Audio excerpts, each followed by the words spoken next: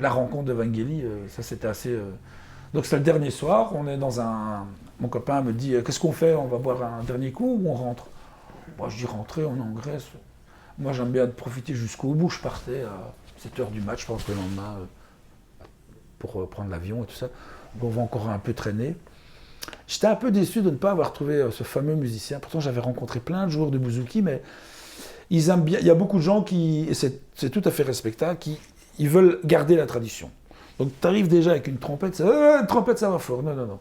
Ou tu veux mettre un jack pour amplifier l'instrument, ça va pas. Ou tu veux jouer des trucs un peu funk ou mélangés, oh non, non, non, non, moi je fais pas ça, ok. Et donc, je dis, ok, on va dans ce bar. C'était un bar, tu as des grands buildings comme ça à Athènes, c'est dans Athènes. Et au rez-de-chaussée, c'est un bar et au-dessus, c'est des apparts. Donc le gars nous dit, ouais, aujourd'hui, on va bientôt fermer, il n'y a plus personne. Ouais, ok, pas de problème. On voit une affiche à un moment donné où c'est marqué, ce soir, si vous voulez, sortez vos instruments, jam session. Tous ceux qui veulent jouer un petit morceau sont les bienvenus. Et on appelle le serveur, on dit quoi, on peut jouer? Bah, je vais fermer. Bah, ça dérange si on joue, on était 3 quoi. Non, non, allez-y, il me dit, pendant que je termine. Une demi-heure après, il y avait 40 personnes sur sa terrasse. Le mec, il a fermé à 6h du matin. Il était content, il a fait un beau chiffre d'affaires. Et on joue, les jeunes, ils jouent, ils boivent du raki toute la nuit. Et à un moment donné, il y a un gars derrière moi. Moi, je suis comme ça, je suis assis, je suis en train de jouer. Et je vois un gars, depuis 1 heure, avec ses longs cheveux, qui me regarde. Je dis, c'est qui celui-là? Et un autre à côté... qui après j'ai appris que c'était son ami, qui tombait. Bam, il était tellement saoul qu'il tombait tout le temps. Et mon pote qui le ramassait, enfin mon pote qui est devenu mon ami, mais donc j'étais là, je dis, c'est bizarre. Tu sais, dans les grandes villes, à cette heure-là, il y a toujours des trucs un peu bizarres. Donc je me méfiais, sans me méfier, je dis de toute façon, il est là, il fait rien. Bon. J'avais toujours un œil sur lui. Bon. Et à un moment donné, il vient près de moi, il fait, c'est vraiment super. Il me dit en grec, c'est bravo, bravo. Trompette. Il dit, je peux jouer avec toi un morceau? Je dis, ouais, j'ai pas mon bouzouki. Il dit, Alors il demande à Alex, qui était plus loin, qui était complètement raki. Il avait vu du raki, donc il était en mode raki. Et lui, le grand Alex, il dit, pas de problème, prends mon bouzouki. Il prend le bouzouki. Je te jure, la première note qu'il a fait, Georges, il m'a regardé, il a fait, waouh, c'est qui ce mec? On connaissait pas. Eux ne connaissaient pas non plus. Ouais. Il joue, et il fait un taksim. Un taksim, c'est, tu vois, tu mets un premier accord, et il commence à jouer en solo tout seul avant de commencer le morceau. Là, je fais, waouh, c'est quoi ce mec? La soirée se termine, l'autre il tombe, il ramasse, l'autre il est... Enfin, tout le monde est... n'importe quoi. Il va au bar, il marche tout doucement, je vais près de lui, je fais, tu viens d'où, Vangelos?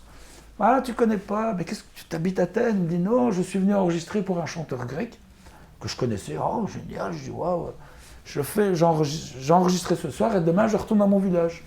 Mais il habite à 600 bornes, 700 bornes. Je dis, ah bon? Et tu viens d'où, de quel village? Ça me tracassait. Ah, tu connais pas.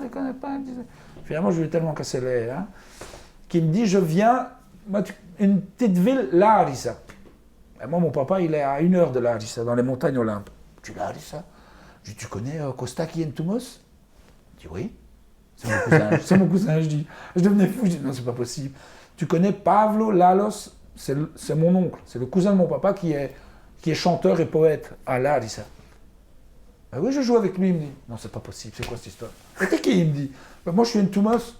Et il me dit, le parrain de ma fille, c'est Yanis Entumos. Mais c'est pas possible, je dis, c'est un cousin à moi, c'est sûr. J'appelle mon père, tout ça, je dis, tu connais Yanis Entumos? Oui, je connais, c'est un cousin à toi éloigné, mais il est beaucoup plus âgé que toi, tu l'as pas trop vu dans ta vie, mais il te connaît, tout ça. Je dis, bon, ben, pas Claude, c'est le parrain du gars que je viens de rencontrer, quoi. Enfin, tu vois, c'était comme si c'était écrit, quoi. Et de là, je lui ai dit, je vais faire un album, je veux travailler avec toi. Je veux faire un truc un peu moderne, grec, balkan.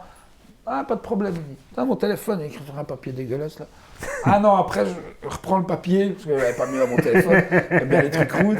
Je reprends le papier, on est en Grèce avec mon père, je dis, je vais l'appeler, je vais parler un peu avec lui pour lui expliquer le projet, mais après, les trucs techniques, comme des fois je parle pas... Ouais, des fois je stresse un peu, tu lui parleras. Il commence à parler, mais finalement il quittait plus le téléphone, il connaissait les gens, il connaissait un autre cousin à mon papa, enfin, Il y a de la famille là-bas, donc dans les villes, il connaissait. Quoi. Et il vient d'un petit village. Ah, je connais le village de ton papa, c'est un tout petit village. Kefalovelsen, je dis ouais. Et je l'appelle un an après. Je suis sur une île à Tassos. À Tassos, je l'appelle. Voilà, c'est Dominique, tu te souviens de moi, l'année passée, on s'est rencontrés. Je t'ai dit que je t'appellerais dans quelques mois. Donc c'était au mois de juillet, ouais, un an après. Je dis en septembre, ça te dit toujours de venir en Belgique, 2 semaines, on fait l'album, on fait une résidence, je veux travailler avec toi. Pas de problème, il me dit, je viens. Je dis, waouh. On s'organise, on discute ce qu'il faut discuter, voilà, on va passer les détails. On prend les tickets d'avion, moi je ne le connais pas. Donc je me dis, il y a des gens qui sont sérieux, il y a des gens qui ne sont pas sérieux. Ça tombe, le mec ne va pas venir. Mais je le sentais bien. Il va à l'aéroport, en septembre, il arrive. Et depuis ce jour-là, ça fait 2-3 ans maintenant, peut-être 4, je ne sais plus. Non, peut-être pas 4, ça fait au moins 2-3 ans. On ne s'est plus quitté, quoi. Il vient parfois en Belgique, quand on joue. Enfin, il vient quand on joue, bien sûr. Il ne vient pas en vacances, c'est plus moi qui vais en Grèce. Donc c'est ça qui, c'est un peu tout ce que tu racontes là qui a fait que tu as eu un espèce de coup de foudre pour. Ouais, et je pense que cet album, c'est pas que moi, c'est vraiment important dans le nouveau projet. Le bouzouki et la trompette qui se marient, c'est un très beau mariage en fait, je trouve. Okay. Dans les mélodies et tout ça. En Grèce, tu vois, il y a aussi des cuivres. Du côté, dans le nord de la Grèce, mais c'est pas le blues grec, le rebetiko, c'est plus fanfare, machin, gitan. Et donc du coup, quand tu arrives avec une trompette, normalement le rebetiko, c'est le blues grec, c'est guitare acoustique, un bouzouki, ça marche aussi quoi. Quand tu arrives avec une trompette, déjà ils se disent, oh là là, il va jouer fort. Non, pas de trompette. Ils veulent pas quoi, les gars. Des fois les gars me disaient non. Ou alors tu dois connaître les morceaux. Ouais. C'est comme si tu chantes Tata Yo-Yo, puisque justement, ou Chaud Cacao, on va encore avoir des ennuis, mais tu connais les paroles, tu chantes la chanson. Si tu connais pas les paroles, bon, c'est un petit clin d'œil à Tati Cordy. Si tu connais pas les paroles, tu ne connais pas la chanson. Ah ben, dans les musiques grecques traditionnelles, c'est la même chose. Si tu ne connais pas les paroles, tu ne sais pas jouer la mélodie, parce que tu ne connais pas la mélodie et la chanson. Donc, et si tu improvises pendant qu'ils chantent, si tu joues la mélodie, ça peut aller au bon moment. Si tu commences à improviser, voilà, il te regarde, tu fais non, pas pro. Mélodie. Un peu comme je dis, mélodie. En tout cas, avec Marcel Ramba, il n'y a pas vraiment d'impro. Tout est écrit, ou en tout cas dans les oreilles. Quoi. Okay. La musique qu'on apprend là-bas dans les Balkans.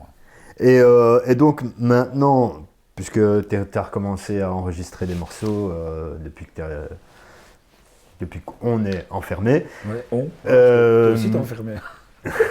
Enfin, quoi que moi je suis pas enfermé. Bon, on n'est pas vraiment enfermé. Non, faut pas exagérer. C'est dans la tête tout ça. Exactement. Tu t'es resté sur cette lignée-là, tu continues à travailler. Ouais, on a enregistré pas mal de morceaux, des vieux morceaux traditionnels qu'on a un peu réarrangés à notre sauce. Et j'ai aussi fait des morceaux, encore continué des morceaux chantés, des compos. Il y a quelques morceaux où je rechante un peu en français et en anglais. Il y aura des morceaux en grec. Il y a des morceaux où ça sera des invités, des chanteuses anglaises. Voilà, toujours mélanger ce brassage de culture qui pour moi me parle depuis toujours. Quoi.